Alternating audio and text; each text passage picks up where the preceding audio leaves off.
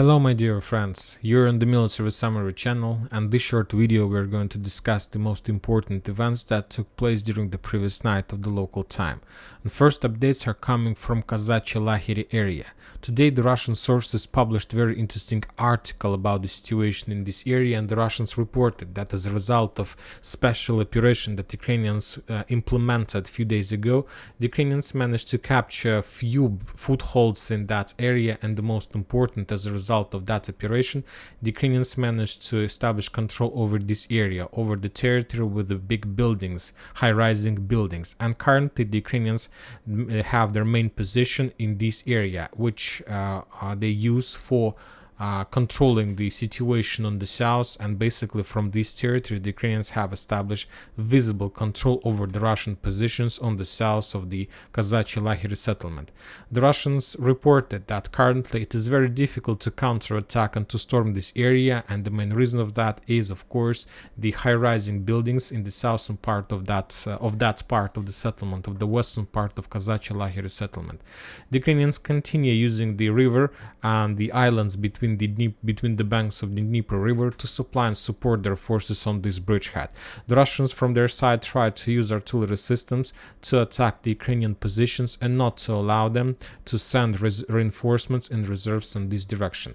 The Ukrainians also used this high-rising building area for controlling Russian artillery, and as soon as they see and discover Russian artillery system, the Ukrainians on the other side of the Dnieper River start attack the Russian artillery positions on the south. As you can see, the situation is not very good for the Russians. Currently they need, before they are able to clear this territory, they need to destroy and completely reduce to ruins this western part of Kazachi Lahiri, and this is exactly what the Russians are trying to implement. Another thing, that Ukrainians have not just one foothold in this area, they also have another foothold a little bit to the west of that area, which they also try to develop, the Ukrainians. So we'll follow this situation, but for now there are at least few confirmations that Ukrainians still located in this side, on this side of Kozachi, of Dnieper River, and have control over the western part of that settlement. Furthermore, a few days in a row the Russians were publishing videos from Kazachi Lahiri reporting that this settlement is under complete Russian control, but the main videos, geolocated videos, was made in the central part, in the eastern part, and probably in the southern part, and the Russians haven't provided even a single video confirmation that they control the western part of that settlement. So we'll follow the situation. Now we're moving further to the Orekhov bridgehead. Today we got a lot of very interesting updates from this territory. Currently we have a lot of different updates completely opposite to each other. For example, some Russian sources reported that the video that was spreading in the internet about the artillery strikes in the central part of Robotino, which most of the bloggers discovered as the video of Ukrainian progress in that settlement, the source reported that that video is 2 weeks age, so it's like a very old video, and that's usually it's not the first case when the Ukrainians were able to enter the settlement.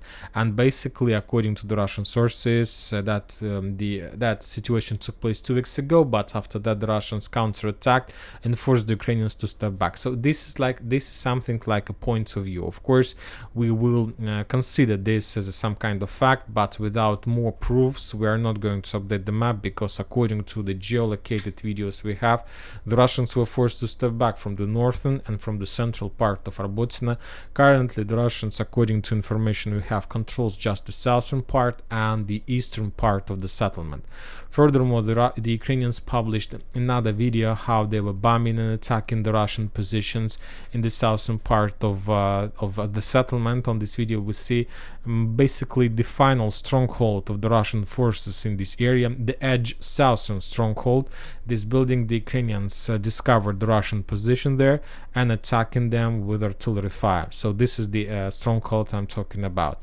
Also, another important update regarding the situation in this area, and this update we got just this morning, yesterday in the evening, which also confirms about the changing of the Ukrainian force focus on the southern part, which also can be an evidence that the Russians left the north and the central part and currently try to hold the settlement in the southern outskirts of Robotino. So let's follow the situation. Also, the Russian sources reported that there are still very heavy clashes. The Ukrainians tried to develop their offensive operation in the eastern part of the settlement, and the Russians reported that just during the 14th of August, as a result of Ukrainian offensive operation in direction of that settlement, the Ukrainians lost around 200 soldiers killed, not wounded, killed and wounded, 200 soldiers. So we see that the Ukrainians significantly increased the pressure. They tried to penetrate the Russians' defense belt and to force the Russians to step back. As I understand, the Ukrainians, the main purpose and the main thing that Ukrainians want to implement, they want to capture two settlements like Robotino and Urozhaine at the same day, and to announce this as a very big victory, like one day, two settlements. So of course it will bring significant media victory for the Ukrainians, and after that the Ukrainians will be able, will get another logistic hub in Robotino that they will be able to use for moving some equipment, warehouses, ammo depots, and of course infantry and troopers. And from this area the Ukrainians will be able to start development of their offensive operation in many directions, like in Kopany, Novopokrovka and Verbova. Very difficult situation, so we'll follow this area as well. We haven't received almost nothing from Urozhaine. The Russians reported that Ukrainians are moving slowly to the south, that northern area is under complete Ukrainian control, the central is in the gray zone, and probably the Ukrainians yet haven't managed to enter the southern outskirts. Currently they're continuing their clearing operation. Now we're moving to very interesting area, to Donetsk front line. Yes, we know this area, we recognize this area about the battle of Novomikhailivka and Krasnogorovka, but today we are going to talk about another battle, the battle of Pervomayska. And the Russian sources published very interesting video today of a tank offensive operation in direction of the stronghold among the forest lines between Pervomayska, Nivolskaya and so on. On this video we see how the Russians sent an armored attack fist that included few tanks and few personal armored carriers. The Russians were moving along the gray zone that was checked by the Russians. There are no mines, as you can see. The Russians have bypassed some forest lines, some trees, and after that the Russians answered the combat line attack, and from that combat line attack the Russians were attacking in direction of a small stronghold. This one, they were Ukrainian soldiers, and the Russian sources reported that as a result of that attack, the first tank was damaged. First the tank got on mine, and after that the tank was attacked by the Ukrainian anti-tank missile. But anyway, as a result of that operation, of that mission, according to the Russian sources, they managed to capture the stronghold and to develop the Russian bridgehead in this area. So basically, according to this tank battle and this video geolocated information, we understand that the Russians managed to develop their positions in the vicinity of Nivolsk and Pervomaysk. And basically, as a result of that attack, the Russians captured, this is the area, this is the stronghold. Basically, the Russians have developed their bridgehead, something like this. Of course, very important operation and very important progress in the next developments, movements in direction of Nitailova, Pervomayska. Furthermore, during that operation, we saw the heaviest artillery fire that the Russians met in the vicinity of that settlement. We see the artillery, like explosions and so on.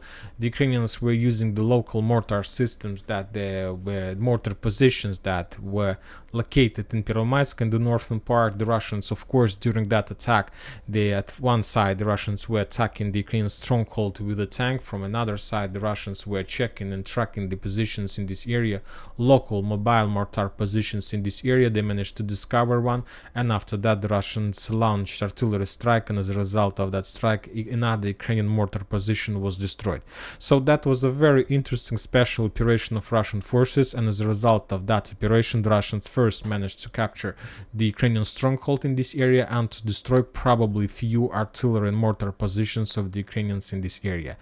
What is the most important and the most interesting in this operation is that the Russian doctrine, the Russian tactic they use is completely differs from the Ukrainian one. And to tell the truth, this is the second successful operation from the Russian side that they managed to implement during the previous, let's call it 72 hours. The first one attack, almost the same that has almost the same signs, almost the same things, was the operation in the vicinity of Klishchiivka. We remember when the Russians attacked the Ukrainian positions in Klishchiivka using just one tank and 2 personal armored carriers, and this is the same attack, almost the same attack in the vicinity of Pervomaiskaya. Just the Russians were using just one tank.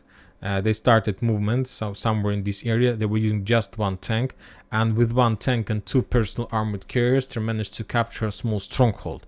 So what does it mean? If you see, the Ukrainians use completely different doctrine. The Ukrainians, when they attack a single settlement, they basically use probably 20 light vehicles, maybe few hundreds of tanks, millions of infantry, and they're just trying to capture a small village among the fields.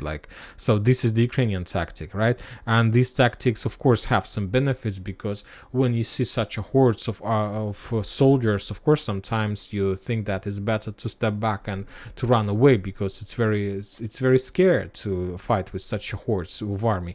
And from one side, the Ukrainians, we see that usage of that tactics haven't led the Ukrainians to significant success. They were fighting for Urozhaino and on Robotino since the beginning of June, for around 3 months, and so different doctrine. And on the other side, we see the Russians use small tactical groups, not even tactical groups, small operational groups, 2 armored vehicles, 2 personal carriers, armored vehicles, personal carriers the same, and 1 tank, and probably a platoon of infantry. And this, with the help of such a small groups, they are able to capture this or that strongholds and to develop their bridgehead further and further. Very interesting tactics that the Russians start using, and we'll see whether the usage of these tactics will bring them success on the Donetsk front line.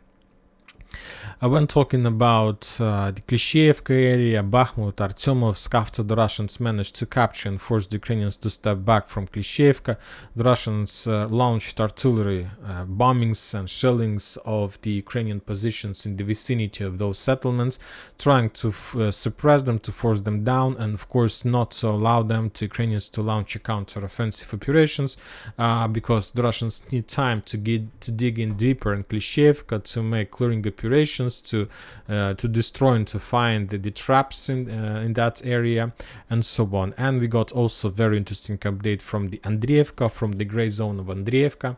The Ukrainians launched a small offensive operation in direction of that settlement. They brought some tanks or artillery system to the edge positions, which was discovered by the Russian forces, and as a result of artillery strike, that artillery system or armored vehicle or tank was destroyed.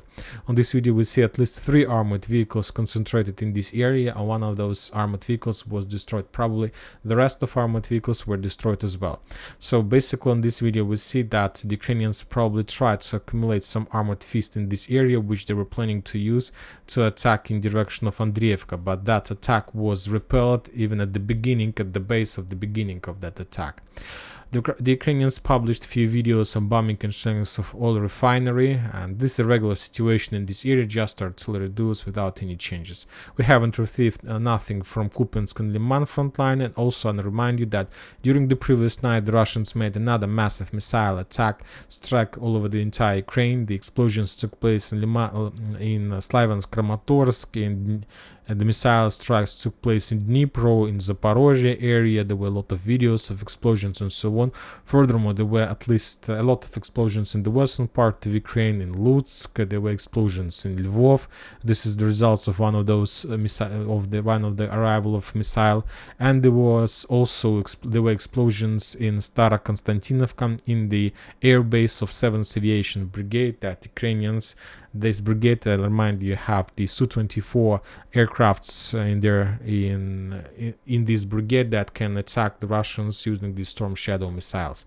And that's it for today. Military Summary channel reminds to condemn any violence in the world. Thank you for your watching. Subscribe to my channel, put your likes, join my Patreon, and have a good day. Bye bye.